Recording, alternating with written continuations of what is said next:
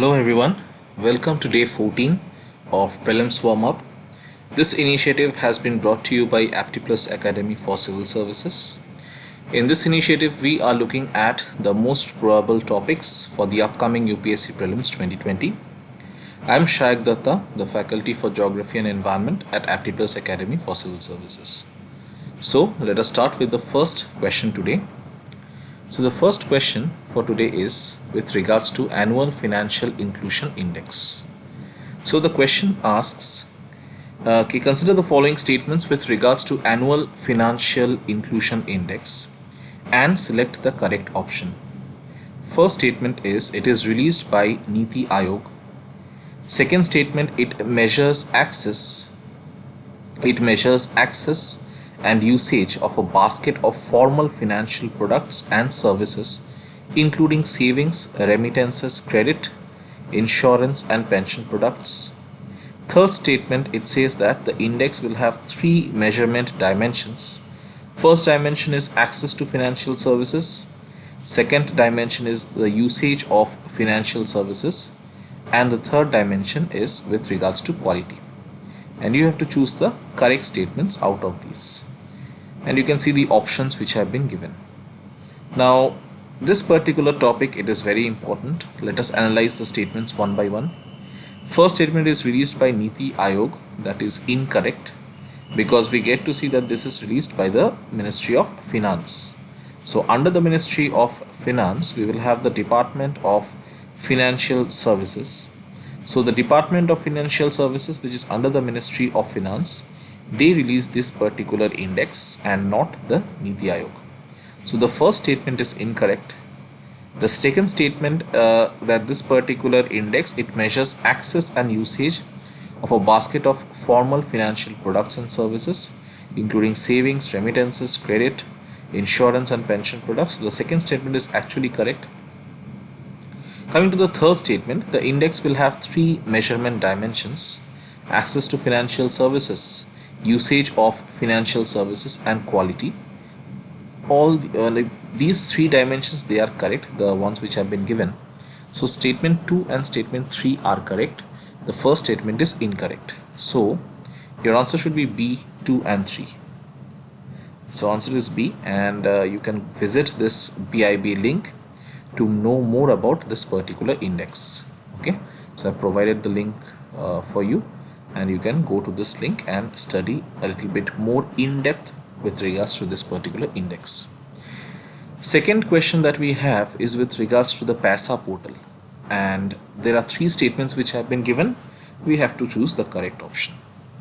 So the first statement with regards to Vasa Portal is it has been designed and developed by State Bank of India, which is the nodal bank for this particular initiative. It is the nodal bank, State Bank of India, and they have only designed and developed this. Second statement, it is a centralized electronic platform. It's a centralized electronic platform for processing interest subvention on bank loans to beneficiaries. Third statement, it will help in efficient implementation of Deen Dayal Antyodaya Yojana, which is a part of your National Urban Livelihoods Mission. So these are the three statements which have been given, and we have to choose the right answer. So the first statement, if you see, this Vasa Portal, it has been designed and developed by State Bank of India. That is actually incorrect, because we get to see it has been designed and developed by Allahabad Bank, which is also the nodal bank. Okay, so the first statement is incorrect, but the second and the third statement, that is, it is a centralized electronic platform mainly for processing interest subvention on bank loans to beneficiaries. That is correct. The third statement is also correct, that it will help in efficient implementation of Deen Dayal Antyodaya Yojana, or the National Urban Livelihoods Mission. So the second and the third statements are correct. So your answer should be C, 2 and 3. And again, I have given you the links from where you can check the details of this particular portal. So you can visit this PIB link, and you can also visit the actual website of Vasa Portal and know more about it, how it works, why it was created, etc., etc. So this is with regards to the question number 2. Question number 3 is with regards to cash management bills. So now this one is not so much with current affairs as such, but I wanted to also test your static knowledge as well. So this is from your core economics. So cash management bills. First statement, they are issued to meet the temporary cash flow mismatches of the government. So they are supposed to, or they are issued to meet the temporary cash flow mismatches of the government.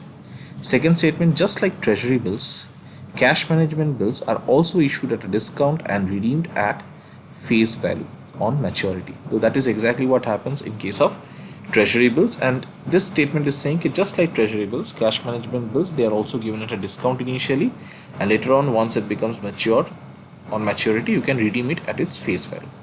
Third statement, the announcement of the auction of the cash management bills is made by RBI. So auctioning takes place, competitive bidding takes place, and it is announced by RBI. The fourth statement, they are tradable and are eligible as investments in government securities by banks for SLR purpose. What is this SLR? Statutory liquidity ratio. Okay. So these are considered as government securities for SLR. All the banks need to keep some amount of their net deposits as SLR. So this is also like if a particular bank invests in cash management bills, that will also be considered to be a part of the SLR securities. So let us try to understand, okay, what is this cash management bills. The first statement is actually correct. This kind of bills, they are issued by the government in order to meet the temporary cash flow mismatch. So there's a shortage of cash, and to meet that, you will find that the government will issue such kind of bills. Second statement, just like treasury bills, cash management bills are also issued at a discount and redeemed at face value on maturity. That is also correct. The third statement, the announcement of the auction of the cash management bills, it is made by RBI. That is true. And the fourth statement is also true, that these are tradable. And they are also eligible as investments in government securities by banks for SLR purpose. So all the four given statements are correct. So your right answer should be A, all of the above. Okay, and you want to know more about cash management bills, please visit this particular link of Investopedia, as I had mentioned in one of my earlier videos.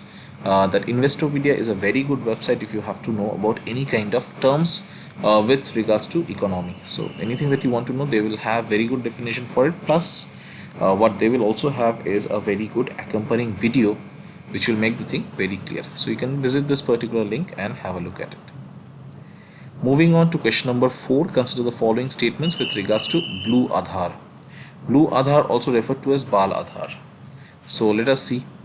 First is, it is meant for kids under 14 years of age. So because as the name suggests, Blue Aadhaar or Bal Aadhaar, it is mainly meant for kids who are below 14 years of age. That is the first statement. The second statement says that it will be linked with one of the parents' Aadhaar. So it will be linked with one of that child's parents' Aadhaar. And the third statement is saying a Blue Aadhaar will have no biometric authentication like iris scan or fingerprint scan. So let us see one by one what is this entire Blue Aadhaar thing all about. So Blue Aadhaar, also referred to as Bal Aadhaar. So it is meant for kids under 14 years of age. That is actually incorrect, because it is meant for kids who are below 5 years of age and not 14 years of age. Okay. So first statement is incorrect. Second statement is correct, because as you can understand that the children will be very young. So in that case, it will be linked to one of the parents' Aadhaar, and hence, because it is initially meant for very young children, so there will be no biometric identification like iris scan or fingerprint scan, initially at least. Later on, once the child crosses that 5 years barrier, then there will be some amount of biometric authentication done. So the first statement is incorrect, the second and the third statements are correct. So you have C, which is correct. C, 2 and 3. Okay, so here I've given you some idea regarding this Blue Aadhaar or Bal Aadhaar. So you have Blue Aadhaar or Bal Aadhaar. It is meant for kids who are under 5 years of age, and it will have blue color in order to differentiate it from the regular Aadhaar that people carry. The first mandatory, initially it will not have any kind of biometric updates or something like that, but the first mandatory biometric update, it will be required at the age of 5 years to include a child's biometric information like fingerprint and iris scan. Okay, so it will first time you have to take some biometric information that will be done at the age of 5. Second mandatory biometric update, it will be required at the age of 15 years. Okay, so this is what is Blue Aadhaar or Bal Aadhaar. You can visit this particular link from any TV, or you can simply Google and you'll find a lot of information regarding this Blue Aadhaar entire thing. Okay, now coming to the last question for the day. This is with regards to UN Decade of Family Farming. Okay, so this was announced and let's see what it says. It is an initiative which has been launched by the Food and Agriculture Organization FAO and the International Fund for Agricultural Development. So this particular initiative, it has been launched by the Food and Agriculture Organization or FAO along with the International Fund for Agriculture Development. This is the first statement.